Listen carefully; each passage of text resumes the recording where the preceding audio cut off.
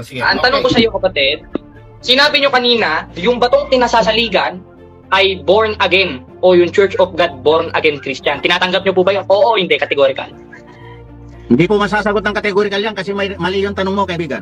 Hindi ko sinabi Objection, yan. moderator, wala siyang pakialam. Objection, moderator, wala siyang pakialam kung sasabihin niyang mali ang tanong ko. Ang karapatan niya lang sumagot sa tanong ko because you are under cross-examination. Ulitin ko ang tanong.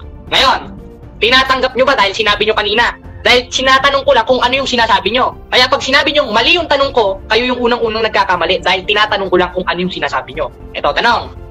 Tinatanggap nyo ba na yung batong kinasasaligan ay yung samahan ninyo na born again o Church of God born again church? O hindi, categorical. Sagutin nyo, Tatang. Hindi ko po sinabi ang mga binanggit mong salita, kaibigan. Objection, moderator. Sagutin niya yung tanong ko. Yung batong kinasasaligan ba doon ay ang Church of God born again Christian? Oo o hindi? Wala akong ganon sinabi, kaibigan. Inuulit ko, wala akong ganon sinabi. Okay, next question. Next question. Ayaw niya sagutin dahil naiipit na siya. Ngayon, sinabi nyo, yung samahan ninyo ay tunay na sa Diyos dahil may tamang bautismo. Tinatanggap nyo ba yun? Yes. Okay. Ngayon, yung tamang bautismo na sinasabi ni Cristo sa 28:19 ng Mateo, may nakalagay ba doon? Sila'y inyong bautismuhan sa Church of God, born again Christian Church. Meron po ba o wala? Hindi angkop yung katanungan niya sa... Objection, moderator. Okay. Objection. Kapatid na Hazel, naiipit na, moderator. Sagutin niya yung tanong nyo, o sagutin niya yung tanong ko. Wala kayong karapatan na sabihin hindi angkop sa topic.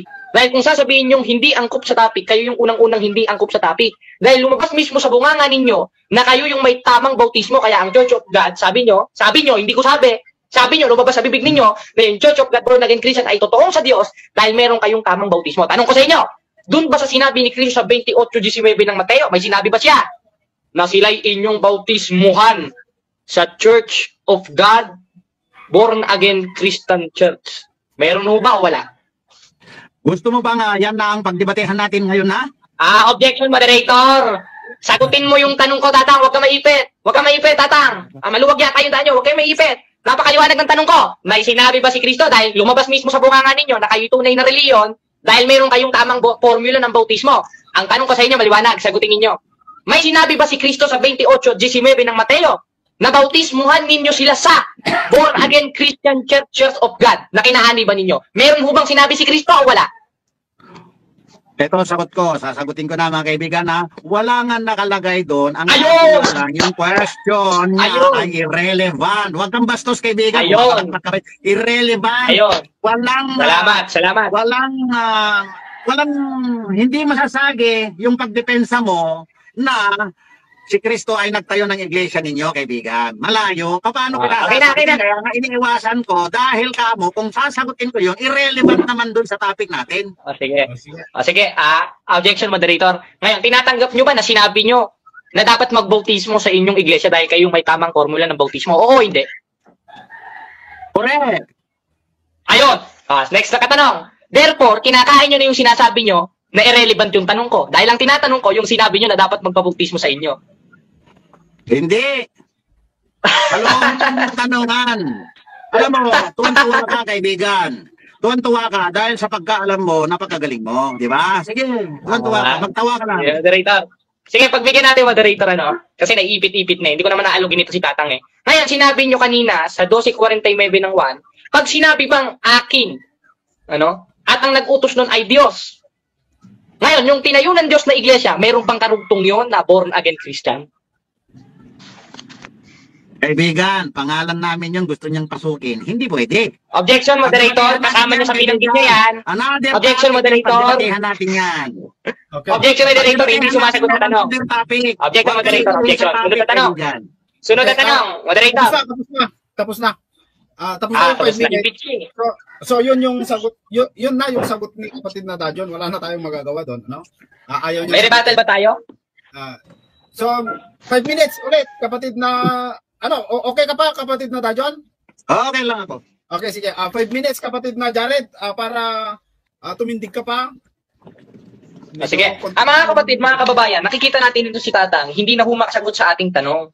Dahil lumabas na mismo sa kanyang bunganga na ang kanilang samahan ay totoo. Yung Church of God, ano bang pangalan nun? Church of God, Born Again Christian. Dahil sila daw yung may tamang bautismo. Kaya ang tinatanong ko sa kanya, mga kapatid, napakalinaw sa mga nanonood sa live, kung kayo yung totoong samahan, mayroon bang sinabi sa ang ating Panginoon Jesucristo sa 28:19 ng Mateo na kayo yung magbautismo sa pangalan ng Born Again Church of God? Wala siyang maisagot eh. Bakit? Wala kasi sa Biblia, Iglesia nila eh. Dahil ang nasa Biblia, sa 20:28 ng gawa, ang nakalagay, sa Greek interlineal o sa Greek, ay Ecclesian to Theo. Ngayon, ang tanong ko sa inyo, tatay, ano ba sa Greek interlineal o sa Greek translation ang salitang born again? Basahin natin. Baka meron ditong nakalagay na born again. Umanib ako sa inyo.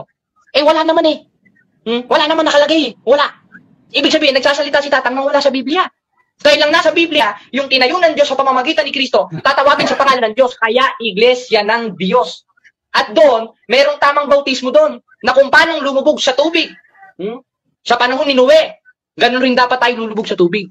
3:20 hanggang 21 ng unang Pedro, na ng unang panahon ng mga suwailay nagpahinuot sa harapan ng Diyos noong araw ni Noe. Sa loob nito'y kakaunti.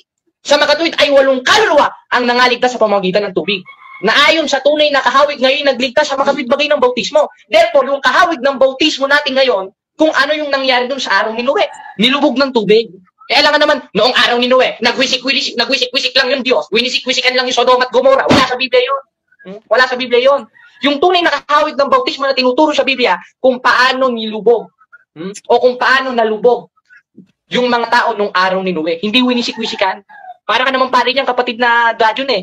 Kulang na lang, kumanta ka ng Diyos de Salve Maria. Kulang na lang, mag-cross-cross ka na lang dyan dahil yung bautismo, parang bautismo rin ng mga pare eh.